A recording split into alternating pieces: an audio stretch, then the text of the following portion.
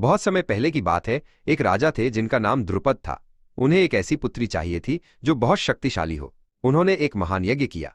उस पवित्र अग्नि से एक सुंदर कन्या का जन्म हुआ जिसका नाम द्रौपदी रखा गया। द्रौपदी बड़ी हुई। वो बहुत बुद्धिमान और बहादुर थी। जब उनकी शादी का समय आया तो राजा द्रुपद ने एक स्वयंवर रखा। स्वयंवर की शर्त बहुत कठिन थी। तेल में देखकर ऊपर घूमती हुई मछली की आंख में तीर मारना था। उस स्वयंवर में दुनिया भर के वीर राजा आए। 5 पांडव भाई भी वहां ब्राह्मण के भेष में मौजूद थे।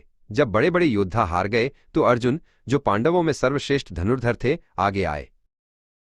अर्जुन ने आंख बंद करके केवल तेल में देखकर निशाना लगाया।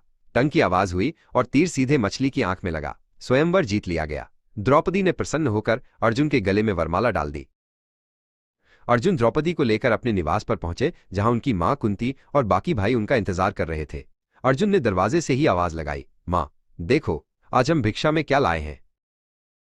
कुंती को पता नहीं था कि दरवाजे पर कौन है और क्या लाए हैं। उन्होंने बिना देखे कहा, बेटा, जो कुछ भी लाए हो तुम पांचों भाई उसे आपस में बांट लो।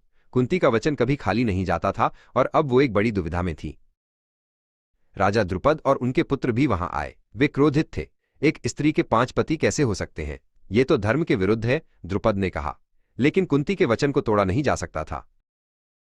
तभी वहां महर्षि वेदव्यास प्रकट हुए। वे सबसे ज्ञानी ऋषि थे। उन्होंने कहा, हे राजन, यह साधारण घटना नहीं है। इसके पीछे द्रौपदी के पिछले जन्म का एक गहरा रहस्य है। सब लोग बड़े ध्यान से महर्षि की बात सुनने लगे। महर्षि ने बताया कि पिछले जन्म में द्रौपदी ने भगवान शिव की तपस्या की थी। वो बहुत अच्छी गुणों वाला पति चाहती थी, इसलिए उन्होंने बार बार प्रार्थना में कहा, मुझे पति चाहिए, मुझे पति चाहिए।